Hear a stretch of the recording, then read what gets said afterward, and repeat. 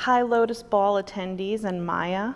Thank you for inviting me and my tribe to come be a part of your 10th anniversary gala here in New York City and virtually. I'm sorry that I can't be there in person, but I'm really glad to be here virtually and be able to talk to you a little bit about our family. I'm sorry also that the rest of my tribe is not here. As you can imagine, trying to coordinate 16 schedules can get a little crazy, but I am here and I will try to send as many videos and pictures along of the rest of the tribe as I can. So I just wanted to tell you a little bit about our family. We're from upstate New York and are now Hoosiers over in Indiana. We've been here since 2017. We started our family as foster parents, actually, my husband and I. Chris and I were married pretty young, early 20s. And he wanted 12 kids, I wanted 4, so he obviously won. We started out by fostering. I'm an only child and was a little insecure about the idea of parenting, if I could even do it. So foster care sounded like a great in-between. I could try to help my community, be a mom, but if I was really bad at it, it wasn't a lifetime commitment, it was a couple weeks or a couple months. Soon we found that we just really loved parenting and that it was more than just something we could do. It was really God's call in our lives, is to be parents, particularly parents to kids who didn't have a stable home environment to call their own. So we were foster parents in New York for 10 years. Through that time, we fostered 30 children and were able to adopt 6 of those children. So we have this wonderful little tribe of upstate New Yorkers as part of our family. And then we started following a Facebook group called Reese's Rainbow. Through that, we saw lots of posts about children in need of families. We learned about what was going on in China, particularly with children with Down syndrome and needing families. I was working on my MSW, flew to China, got to go into some of these orphanages. And then one day I saw a post on the Facebook group of these little girls who were supposed to be twins, who were going to have to be adopted separately if they couldn't find a family for them. That night, we were up all night doing paperwork, starting the process of flying to China to adopt Emabelle and Adelaide, our first daughters. So at that point, we had 9 children. We got to the point where we thought we were done. We actually were driving to church one day, overwhelmed with kids yelling in the background, and thought, we looked at each other and said, we're actually done. And then the next day we got a phone call. And that phone call led to our daughter, Josephine. Josephine is the little princess of the family, or some of the kids in the family say she's the president because she runs the house. She's 3.5, has cerebral palsy, and is the most amazing little rutabaga you would ever meet.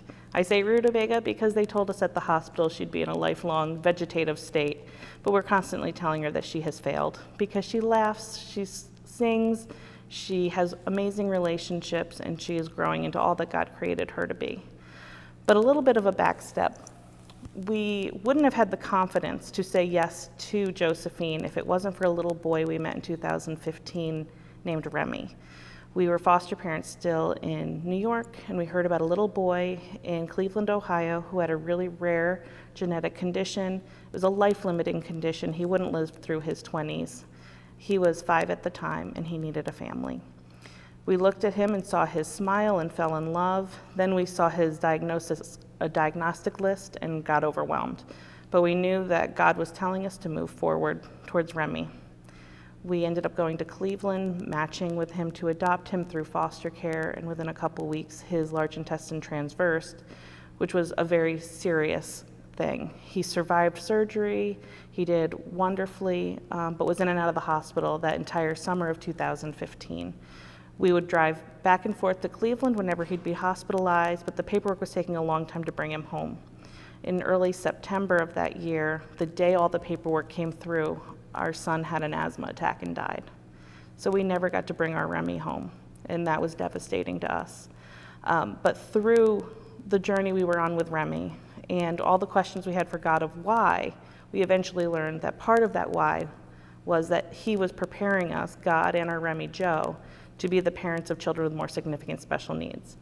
That led us to saying yes to our girls in China with Down syndrome and autism, and eventually to say yes to Josie. A little while after bringing Josie home, we really did think we were done. And then we saw some posts from Keisha. Keisha, who works with Maya's Hope. And she was posting on Facebook about these children in Ukraine with significant medical needs who needed families. We saw videos and pictures of Vladislav, and he was 16 at the time, 12 kilos, dying in a crib in Ukraine, on the verge of death, skin and bones, looked like he had come out of a concentration camp. We couldn't look away, and I kept messaging and talking and messaging with Keisha, and she was so patient with all my questions. And that led to us starting the adoption process of heading to Ukraine. We ended up adopting Vladislav, Ezra, and Dasha. And Vladislav and Dasha are alive today because of Maya's Hope. The organization sent money and caretakers and food and even paid for surgery for Dasha when she would have died otherwise.